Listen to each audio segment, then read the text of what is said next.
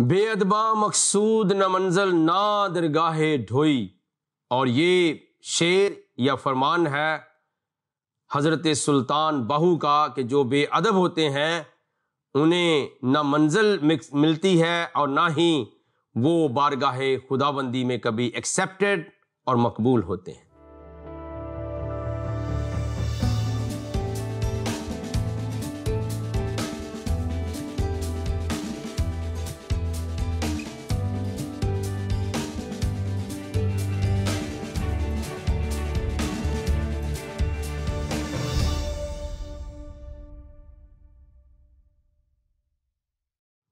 Programme دوستی کا ہاتھ بھائی صدیق کے ساتھ میں ہوں آپ کا میزبان پاسٹر صدیق پال. آپ سبوں کی خدمت میں السلام علیکم، شالوم اور سلام. اس دعا کے ساتھ آج کے پروگرام کا ہم آغاز کر رہے ہیں کہ آپ جہاں کہیں پر بھی ہیں اپنے فیملی، خاندان، گھرانے اور عزیز و اقارب کے ساتھ سلامتی کے ساتھ ہوں. پچھلے ہفتے کے پروگرام میں ہم بہت ہی زبردست باتوں کو سیکھ رہے تھے اور اختتام یہاں پر ہوا تھا کہ قیامت کا اور مینہ برسنے کا اور پھر پیٹ کے اندر کیا ہے کسی کو کچھ پتہ نہیں ہے، لیکن اللہ ہی بہتر جانتا ہے. اور پھر ہم نے ایک خاص بات کی تھی کہ میرے مسلمان سنی بریلوی بہن بھائیوں کا عقیدہ یہ ہے کہ پیغمبر اسلام کی ذات بھی علم غیب رکھتے ہیں، لیکن قرآن نے یہ کہا ہے کہ کوئی شخص نہیں جانتا ہے. عالم الغیب جو ہے یا علوم الغیب کا جو درجہ رکھنے والا ہے وہ خدا تعالیٰ کی ذات ہے. لیکن اگر ہم سائنسی طور پر دیکھتے ہیں تو دو چیزیں اور ظاہر ہونا شروع ہو گئی ہیں. ایک تو یہ ہے کہ مینہ کب برسے گا. آپ کو پتا ہے محکمہ موسمیات تھرڈ ورلڈ کے اندر یہ تھوڑا سا سسٹم کمزور ہے، لیکن ویسٹرن ورلڈ کے اندر آپ کو day by day weather situation کا پتہ چلتا ہے، اور پھر ویک بائی ویک، اور پھر ایون منتھس کا، اور آنے والے کئی مہینوں اور نیکسٹ ایئر کا بھی کلیئر کٹ پتہ چلتا ہے. اور میں حیران ہو رہا تھا ایک دن جب میں محکمہ موسمیات کو جہاں میں رہتا ہوں وہ دیکھ رہا تھا تو وہاں یہ بھی نظر آ جاتا ہے کہ بارش ہوگی اور کتنے % چانسز ہیں، یعنی 30% ہے. پھر اس کے ساتھ ہوا کیسے چلے گی، تیز ہوگی، لو ہوگی، ہائی ہوگی، اور سٹارم جو ہے طوفان آنے کا کتنا خطرہ ہے، اور یہ سب چیزیں. اور پھر ماں کے پیٹ میں کیا ہے، الٹرا ساؤنڈ آپ کو پتا ہے کہ وہ موجود ہے، اور یہ لیٹسٹ ہوتا چلا جا رہا ہے. بلکہ شاید یہ 3 مہینے نہیں، 4 مہینے نہیں، 6 مہینے تک نہیں، بلکہ اس سے پہلے اور عین ممکن ہے کہ بالکل ابتدائی ایام میں بھی پتہ چلنا شروع ہو جائے کہ ماں کے پیٹ میں جو بچہ ہے وہ بیٹی ہے یا بیٹا ہے. اور پھر قیامت کے بارے میں، اینڈ ٹائم کے بارے میں سائنسی حقائق بھی اب سامنے آنا شروع ہو گئے ہیں. تو گویا قرآن شریف نے جو بیان کیا ہے وہ میرے مسلمان بہن بھائیوں کو بڑے غور کے ساتھ سننے کی ضرورت ہے کہ عالم الغیب کوئی اور نہیں ہے، لیکن قیامت کب آئے گی اور پھر مینہ کب برسے گا اور ماں کے پیٹ میں کیا ہے. تو ماڈرن ورلڈ کے اندر یہ بڑی باتیں ظاہر ہونا شروع ہو گئی ہیں. اور یہ کیوں ظاہر ہونا شروع ہو گئی ہیں، آئیے ہم جناب خدا کے ایک بندے کی کتاب کو پڑھتے ہیں، اور آپ حیران ہوں گے کہ حضرت دانیال یا حضرت دانیل بھی جنہیں کہا جاتا ہے، لیکن مسلم معاشروں کے اندر ان کا نام حضرت دانیال بھی رکھا جاتا. اور ایک پاکستان کے منسٹر بھی تھے، آئی تھنک دانیل عزیز صاحب یا دانیل عزیز صاحب. تو یہ نام باقاعدہ ایک ببلیکل نیم ہے. اور حضرت دانیل کی کتاب کے اندر 12ویں باب میں لکھا ہے، یعنی کہ یہ نہیں ہوگا کہ ماں کے پیٹ میں کیا ہے یا مینہ کب برسے گا یا اینڈ ٹائم کے نشانات کیا ہوں گے. یہ بڑی زبردست کتاب ہے، اور میں ہمیشہ اپنے پیاروں سے کہتا ہوں کہ اگر آپ نے بائبل مقدس کی آخری کتاب کا مطالعہ کرنا ہو، ریویلیشن کا یعنی مکاشفہ کا، تو اس سے پہلے حضرت دانیل کی کتاب کو ضرور پڑھ لیں. یہ بڑی بابرکت کتاب ہے. اور حضرت ڈینیل کی کتاب 12واں باب ہے اور اس کی آیت نمبر سن لیجئے کہ یہ قرآن نے تو یہ کہا ہے کہ پتہ نہیں کسی کو ہوگا کہ می کب برسے گا، ماں کے پیٹ میں کیا ہے، اینڈ ٹائم کیا ہے، لیکن یہاں پہ کیا لکھا ہے کہ اس کتاب کو پڑھنے سے آپ کو بڑی برکت ملے گی۔ تو ڈینیل کی کتاب 12واں باب اور اس کی آیت نمبر جو ہے 3 سے میں پڑھ رہا ہوں۔ اور اہل دانش نور فلک کی مانند چمکیں گے۔ اہل دانش نور فلک یعنی آسمان پر جو چاند ستارے ہیں ان کی مانند چمکیں گے، اور جن کی کوشش سے بتیرے صادق ہو گئے ستاروں کی مانند عبدالعباد تک روشن ہوں گے۔ اور چوتھی آیت میں کی لکھا ہے، لیکن تو اے دانیل ان باتوں کو بند کر رکھ اور کتاب پر آخری زمانے تک مہر لگا دے۔ اینڈ ٹائم کی بات ہو رہی، آخری زمانے تک مہر لگا دے۔ کیا ہوگا؟ بتیرے اس کی تفتیش و تحقیق کریں گے اور دانش افزوں ہوگی۔ بائبل مقدس نے تو کلیئرلی کہا ہے کہ یہ ہوگا، رازوں سے پردے اٹھ جائیں گے۔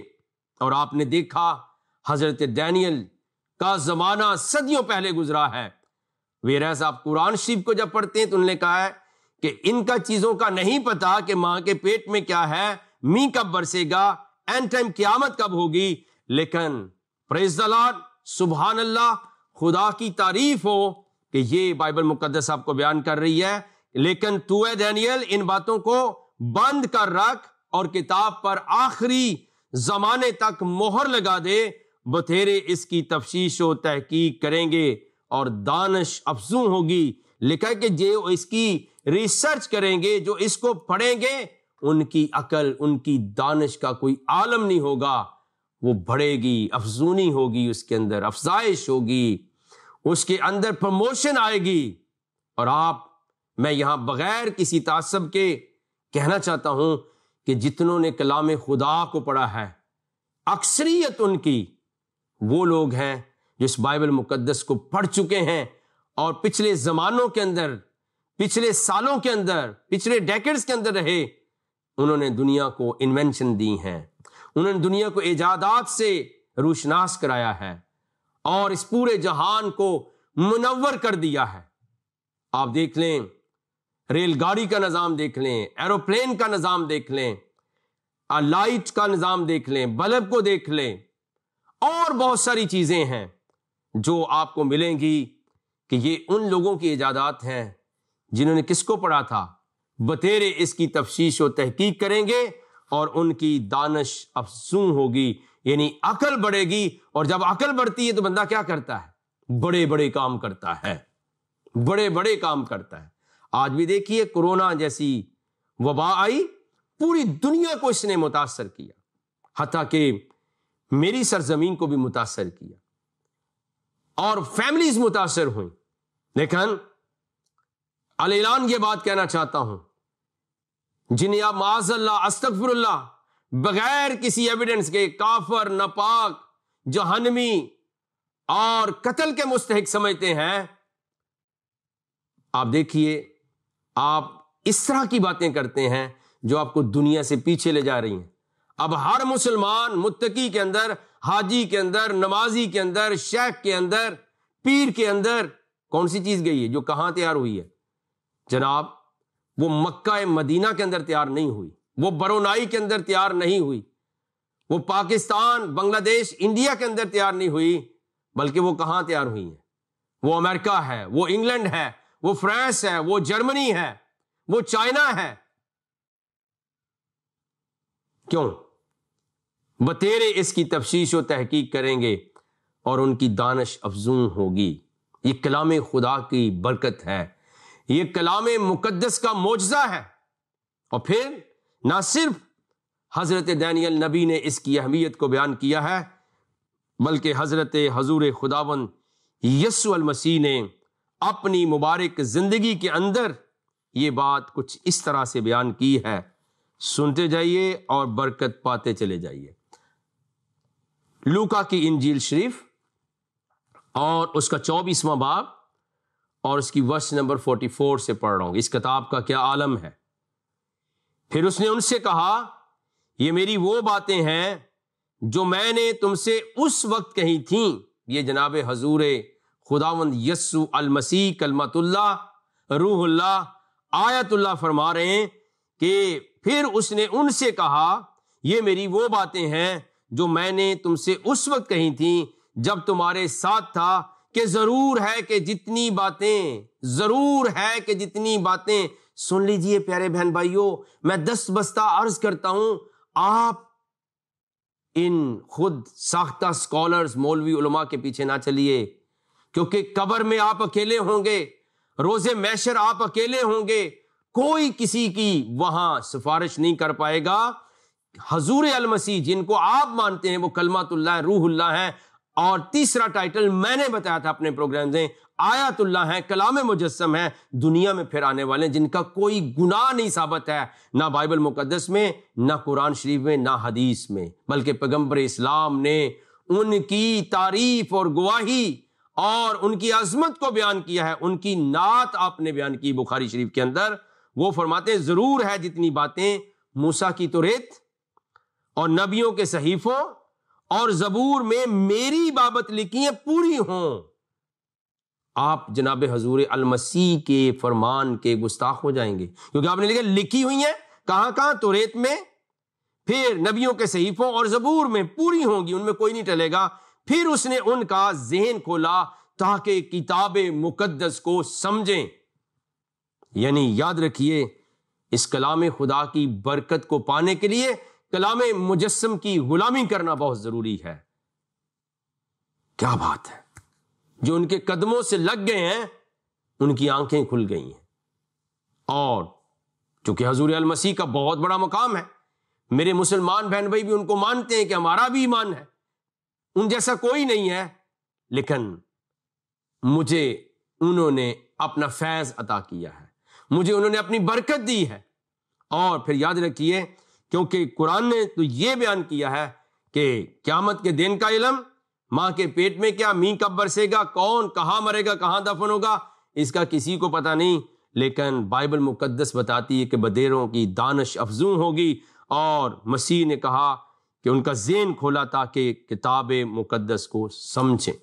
آئیے ایک اور حوالہ میں آپ کے لیے شیئر کرتا ہوں متی کی انجیل شریف سے، اور آپ برکت پائیں گے کہ ہمیں اگر کچھ ہم نے زندگی میں ایسا خدا کے کلام جو خدا کے کلام کے خلاف کہتا ہے، وہ خدا کے خلاف کہتا ہے کیونکہ اس کے کلام کی توہین کرتا ہے. تو متی کی انجیل شریف میں بھی ایک بات آپ کو پڑھ کے سنانا چاہتا ہوں، اور یہ بات آپ کو برکت دے گی. کیوں برکت دے گی؟ اس لیے کہ یہ کس نے بیان کیا ہے؟ یہ جناب حضور المسیح نے بیان کیا ہے. اور جب آپ بیان کرتے ہیں تو اس کی سند جو ہے وہ بہت بڑی ہو جاتی ہے. اور کس لیے بڑی ہو جاتی ہے؟ کیونکہ آپ کلام مجسم ہیں. آپ کلام مجسم ہیں، اور جب کلام مجسم ہوتے ہیں تو پھر یاد رکھیے ان کو کسی وحی کی تصدیق کی ضرورت نہیں ہے، بلکہ آپ نے موسیٰ کی توریت کی بات متی کی انجیل شریف اور اس کے 19ویں باب میں بھی کی ہے، اور وہ میں آپ کو پڑھ کے سنانا چاہتا ہوں. کیونکہ یہاں پر ایک معاملہ پیش آیا تھا بیوی کو چھوڑ دینے کا، اور اس کی 19ویں باب کی 30 آیت میں لکھا، اور فریسی اسے آزمانے کو اس کے پاس آئے اور کہنے لگے کہ کیا ہر ایک سبب سے اپنی بیوی کو چھوڑ دینا روا ہے؟ اس نے جواب میں کہا، کیا تم نے نہیں پڑھا کہ جس نے انہیں بنایا اس نے ابتدا ہی سے انہیں مرد اور عورت بنا کر کہا کہ اس سبب سے مرد باپ سے اور ماں سے جدا ہو کر اپنی بیوی کے ساتھ رہے گا، اور وہ دونوں ایک جسم ہوں گے. پس وہ دو نہیں بلکہ ایک جسم ہے. اس لیے جسے خدا نے جوڑا ہے اسے آدمی جدا نہ کرے. یہ حضور المسیح نے ارشاد فرمایا کہ کیا تم نے نہیں پڑھا ہے؟ اور یہ کن کو ہو رہا ہے؟ اور فریسی اس کو آزمانے کے لیے اس کے پاس آئے. ان کو یہ پتہ نہیں تھا کہ کس سے بات کر رہے ہیں. کلام مجسم کا آمنا سامنا ہو گیا، حضور المسیح کو آزما رہے ہیں. لیکن آپ نے کیا کہا کہ وہ جو کلام مجسم ہے اس نے کیا ارشاد فرمایا کہ کیا تم نے یہ نہیں پڑھا ہے؟ اور کہاں نہیں پڑھا ہے؟ کیونکہ وہ شرع کے عالم تھے. فریسی عالم مسیح کو آزمانے کے لیے آگے، اور آپ نے پھر صحیح ان کو بات بتائی کہ یہ لکھا ہے، اور پھر ریزن بیان کر دی. انہوں نے اس سے کہا پھر موسیٰ نے کیوں حکم دیا کہ طلاق نامہ دے کر چھوڑ دی جائے؟ اس نے ان سے کہا کہ موسیٰ نے تمہاری سخت دلی کے سبب سے تم کو اپنی بیویوں کو چھوڑ دینے کی اجازت دی، مگر ابتدا سے ایسا نہ تھا۔ اور فتویٰ سن لیجئے، حق کے امام خداوند یسوع المسیح نے فرمایا، اور میں تم سے کہتا ہوں، کلام مجسم کی اتھارٹی کیا ہے؟ میں تم سے کہتا ہوں کہ جو کوئی اپنی بیوی کو حرام کاری کے سوا کسی اور سبب سے چھوڑ دے اور دوسری سے بیاہ کرے وہ زنا کرتا ہے، اور جو کوئی چھوڑی ہوئی سے بیاہ کر لے وہ بھی زنا کرتا ہے۔ یہ اجازت نہیں ہے کہ دو دو تین تین چار چار کر لو اور پھر جس کو تم طلاق دینا چاہو طلاق دے دو۔ لا جناح علیکم، یہ قرآن شریف کے الفاظ ہیں، تم پر کوئی گناہ نہیں۔ جناب حضور المسیح نے فرمایا نہیں، لیکن آپ نے خاص طور پہ ان شرع کے مولویوں کو، عالموں کو کون سی بات کیا تم نے نہیں پڑھا ہے؟ لکھا ہوا ہے۔ تو جناب جب حضور المسیح پہ اگر آپ کہتے ہیں ہمارا بھی ایمان ہے، وہ معجزات کرتے ہیں، وہ کلمۃ اللہ ہے، وہ روح اللہ ہے، وہ آیت اللہ ہے، تو پھر ان کی باتوں کو مانیں۔ ان کی باتوں کے اندر ایسی قدرت ہے کہ آپ نے بیان کر دیا ہے کہ تم نے کیا پڑھا نہیں ہے کہ اس کے اندر کیا لکھا ہوا ہے اور تم کس طرح کی باتیں کرتے ہو، اور خدا کے کلام کے ہم کیا کرتے ہیں؟ جانے نہ جانے میں گستاخ بن جاتے ہیں۔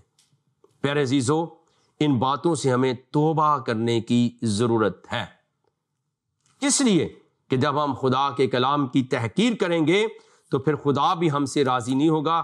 جیسا کہ میں نے پچھلے پروگرام میں عرض کیا تھا کہ جب آپ اس طرح کی باتیں کریں گے تو صرف کلام کی توہین نہیں ہوگی بلکہ اس کے بھیجنے والے کی توہین ہوگی، اس کے بھیجنے والے کی توہین ہوگی، اور جب بھیجنے والے کی توہین ہوگی تو آخرت میں آمنا سامنا ہمارا اسی کے ساتھ ہوگا، اور جب اسی کے ساتھ ہوگا تو پھر راہ فرار جو ہے وہ ختم ہو جائے گا، اور پھر ہمیں شرمندگی کا منہ دیکھنا پڑے گا۔ اور میں ایسا نہیں چاہتا کہ جو برکت خدا نے اپنے کلام میں رکھی ہے وہ آپ تک نہ پہنچاؤں۔ اس لیے پیارے بہن بھائیو، عزیز ناظرین، پروگرام دوستی کا ہاتھ بھائی صدیق کے ساتھ، ہمیشہ آپ ہمارے ساتھ اور ہم آپ کے ساتھ، اس پیارے پروگرام کے وسیلے سے ہم ہر ہفتہ گفتگو کرتے ہیں، اور میں آپ کو بتاؤں یہ گفتگو آپ تک نہیں ہے بلکہ یہ دنیا کے اطراف و کنار میں جا رہی ہے، اقوام کے اندر جا رہی ہے۔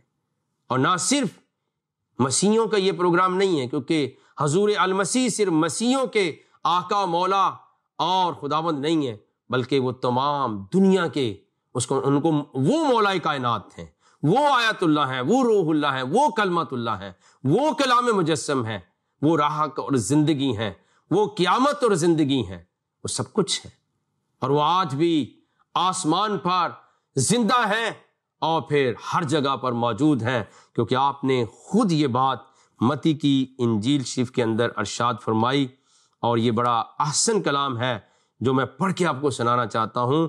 متی کی انجیل شریف 28واں باب اور اس کی 18ویں آیت میں یسوع نے پاس آ کر ان سے باتیں کی اور کہا کہ آسمان اور زمین کا کل اختیار مجھے دیا گیا ہے، پس تم جا کر سب قوموں کو شاگرد بناؤ اور ان کو باپ اور بیٹے اور روح القدس کے نام سے بپتسمہ دو، اور ان کو یہ تعلیم دو کہ ان سب باتوں پر عمل کریں جن کا میں نے تم کو حکم دیا ہے، اور دیکھو میں دنیا کے آخر تک ہمیشہ تمہارے ساتھ ہوں۔ عمومی طور پر آدھی بات بتائی جاتی کہ وہ آسمان پر زندہ ہے، نہیں، وہ زندہ ہے اور ہر جگہ موجود ہے، اور آپ نے یہ بھی فرمایا کہ جہاں 2 یا 3 میرے نام سے اکٹھے ہیں ان کے بیچ میں موجود ہوں۔ آج میں ناظرین کے ساتھ ایک بہت ہی روحانی ایمانی نسخہ بانٹنا چاہتا ہوں کہ اگر آپ کو مشکل پیش آ جائے، یہ ایک بڑی سادہ سی مثال ہے کہ اگر آپ کو کوئی مشکل پیش آتی ہے، فار ایگزامپل آپ نے پانی پینا ہے، روٹی کھانی ہے، کوئی چیز طلب کرنی ہے، اور ایک شخص جو ہے مردہ وہاں آپ کے پاس پڑا ہوا ہے، وہ اس دنیا میں نہیں، اس کی روح اس کے جسم کو چھوڑ چکی ہے، تو کیا اس کو آپ آوازیں دیں گے وہ آپ کی آواز سنے گا؟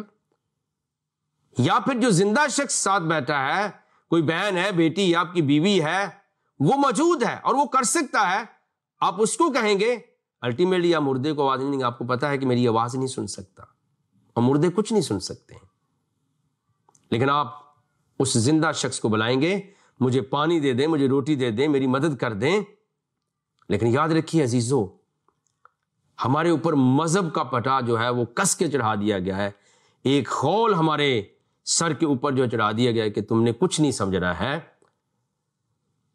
قرآن شریف کی جو گواہی موجود ہے, جب پیغمبر اسلام کی وفات ہوتی ہے تو وہاں تنازع کھڑا ہو گیا تھا. حضرت عمر دوسرے خلیفہ اسلام نے تلوار نکال لی تھی کہ جو کوئی ان کو مردہ کہے گا ان کو میں مار دوں گا.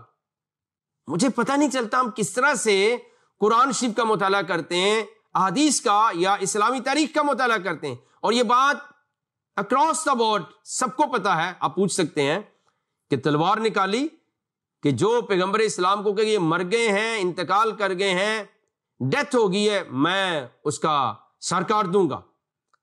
پھر پہلے خلیفہ حضرت ابوبکر صدیق کھڑے ہوتے ہیں اور وہ اصلاح کرتے ہیں. وہ ببانگے دہل کہتے ہیں کہ کیا اگر محمد قتل کر دیے جائیں یا مر جائیں تو تم الٹے پاؤں پھر جاؤ گے؟ اور پھر انہوں نے تصدیق کی کہ یہ مر چکے ہیں, ان کی ڈیتھ ہو چکی ہے, وصال ہو چکا ہے, انتقال ہو چکا ہے, جیسا کہ پہلے انبیاء کا بھی ہوا. اور قرآن شریف میں آیات موجود ہیں کہ انبیاء کو ناحق قتل کر دیا گیا. تو پیارے عزیزو, آپ دیکھیے کہ قرآن شریف کی گواہی کیا ہے. قرآن شریف کی گواہی ہے کہ وہ رفع آسمانی کر گئے ہیں. یسوع مسیح جو ہے وہ رفع آسمانی کر گئے ہیں.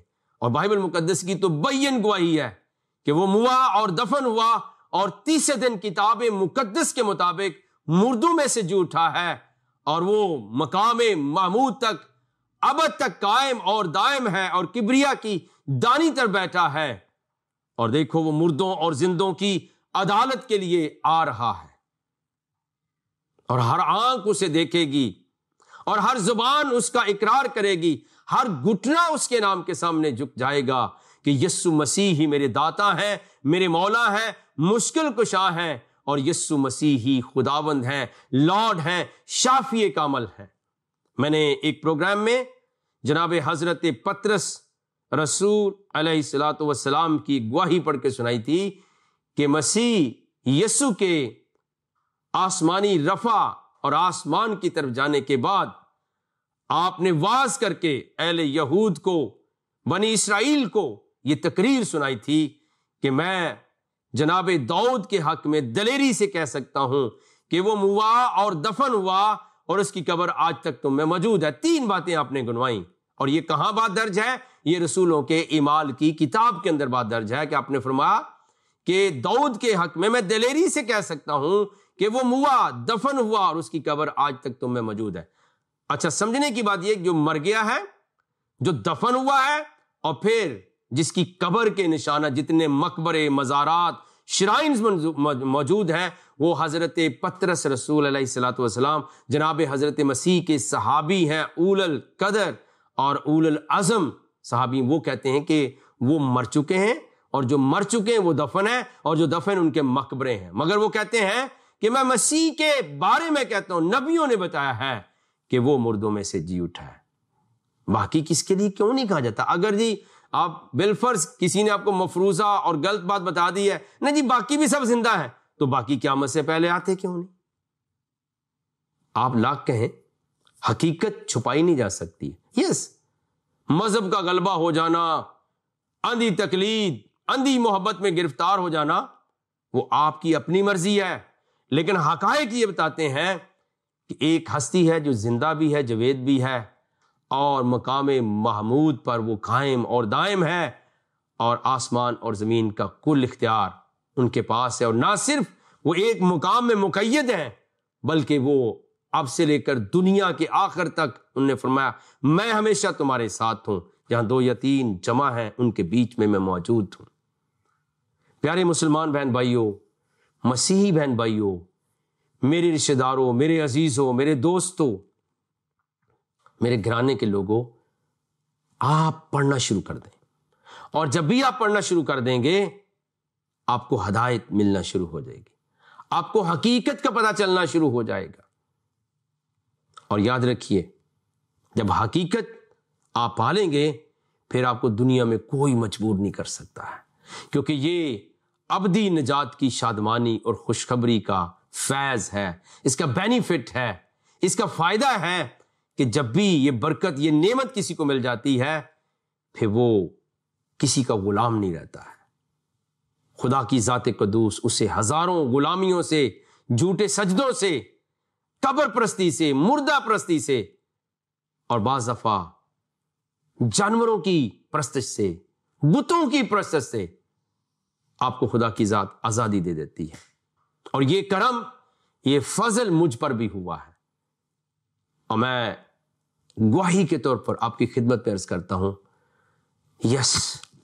مجھے بہت سالوں بعد حی القیوم خدا کی ذات اقدس کا پتہ چلا اور میری آنکھیں کھل گئیں، اور پھر میں نے راستہ اپنایا کہ جس چیز کو کبھی میں نے پڑھا نہیں ہے، کھولا بھی نہیں ہے، میں اس کے بارے میں گفتگو نہ کروں، کیونکہ یہ اصول مطالعہ کے خلاف ہے اور یہ ادب اور احترام کے خلاف ہے، یہ کسی مناسب اور اچھی شخصیت کے خلاف ہے کہ جس کتاب کو، جس رسالہ کو، جس کلام کو، جس جرنل کو آپ نے کبھی پڑھا ہی نہیں، دیکھا ہی نہیں، آپ اس کے بارے میں ناحق بیانی کرتے ہیں، جھوٹ بولتے ہیں، گستاخی کرتے ہیں، اللہ کی ذات آپ کو عدالت میں لائے گی۔ میری گزارش یہ ہے کہ ہم اس گناہ سے باہر آئیں، ہم ابلیس کے بہکاوے سے باہر آ جائیں، ابلیس کی ساری پلاننگ سے باہر آ جائیں، اور پیارے عزیزوں، دوستوں، بہنوں، بھائیوں، آپ بائبل مقدس کو پڑھیے اور پہلی کتاب سے شروع کریں، آخر تک جائیے، آپ اسے باکمال پائیں گے۔ اور مسلمان بہن بھائیوں کے لیے میری عرض یہ ہے، آپ علماء، مولویوں، پیروں، فقیروں کی باتوں پہ نہ جاؤ، بلکہ آپ قرآن شریف کو خود پڑھو۔ یہ آپ کو کہاں لے جائے گا؟ قرآن شریف، تورات شریف کے پاس، پہلی کتابوں کے پاس، پہلے انبیاء کے پاس، اور بالخصوص جناب حضور المسیح کے پاس۔ آئیے دعا مانگیں۔